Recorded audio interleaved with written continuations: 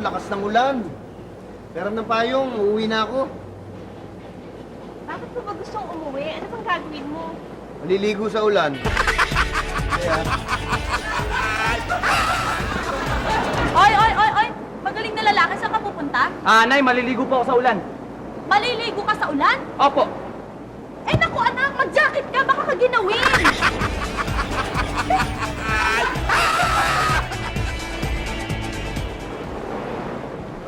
sandali, hinday. Saan ka pupunta? Hindi ba nakikita mo ulan sa labas?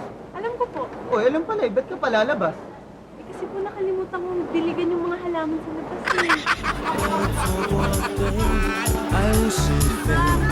Ay! Pwede ba ako maligo sa ulan? Gusto mo ba magmukhang tanga? Ha? Bakit naman? Hindi mo ba nakikita? Wala nang iba naliligo sa ulan na. Mag-isa ka lang dyan kung sakali. Dadami din yan pag naligo ako. Okay?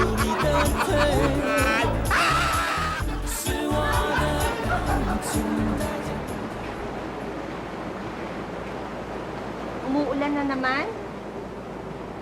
Hindi na ako papasok. Sandali, hindi naman suspendido ang trabaho ngayon ah. Alam ko, pero sabi ng boss ko, huwag na daw ako pumasok kahit kailan.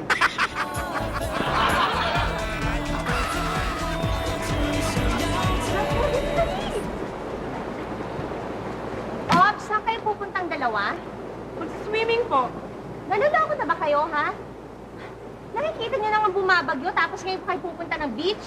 Eh, hindi naman ho kami sa beach mag-swimming eh. Sa baha.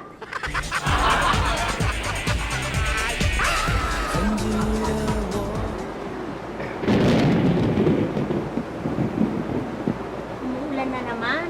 Huwag ka na kayong pumasok. Hindi, papasok pa rin ako. Bakit ba ayaw mo tumigil dito sa bahay?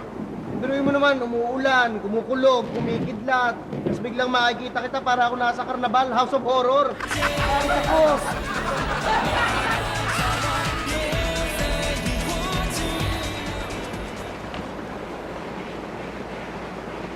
Ano ba yan? Nakakainis naman. Nakasakas na nga ng ulan na walang Naku, wala pang kuryente. Nasira pa yung kable ng... Ano ba yan? Buti na lang inayos na ng mister ko. Dahil siya yung electrician. Naku, salamat. Hirap magbasa kung sira yung kable. Wow, nagkaroon na ng kuryente. Salamat naman. Sweetheart, meron... Ayos na yung kable. Okay na yung kuryente. Ma'am, kayo pong pambili ng kandila. Kandila? Ay, ano mo pa yung kandila? May kuryente na tayo. Eh, para po sa burol ni Sir. Nakuryente po kasi siya eh.